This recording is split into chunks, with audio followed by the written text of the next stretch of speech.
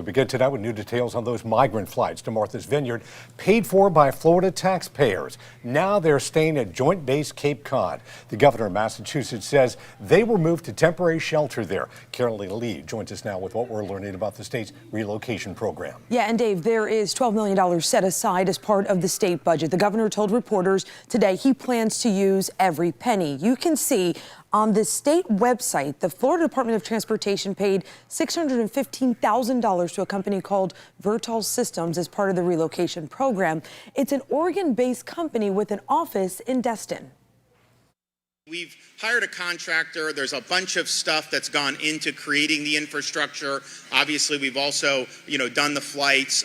We may collaborate, but I got $12 million for us to use, and so we are going to use it. The governor is facing criticism for sending the migrants without notice. It's the latest in a series of moves by Republican governors to transport migrants into Democratic-led cities. Those migrants are now on the move again to a military base in Massachusetts. Venezuelan migrants, some as young as 4, voluntarily boarded buses on Martha's Vineyard, headed to a new shelter at Joint Base Cape Cod.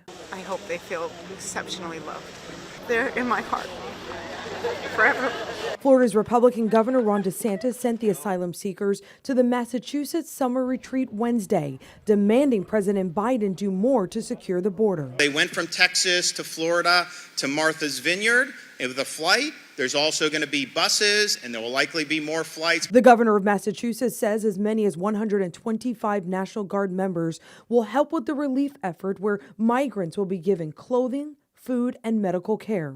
Volunteers and residents stepped up to help the migrants on the vineyard, many of whom told translators they made the journey for a better life. Behind, I left more than half of me, because he left his son and his family. Civil rights attorneys tell CBS News the migrants were misled about where they were headed. These are the kinds of tactics we see from smugglers in places like Mexico and Guatemala. The White House is calling on Republicans to support President Biden's immigration reform package to help immigrants legally enter the U.S. So far, Texas and Arizona have sent at least 295 buses with about 13,000 migrants to D.C., New York, and Chicago, according to state statistics provided to CBS News. The operations have cost Texas over $12 million and Arizona over $4 million.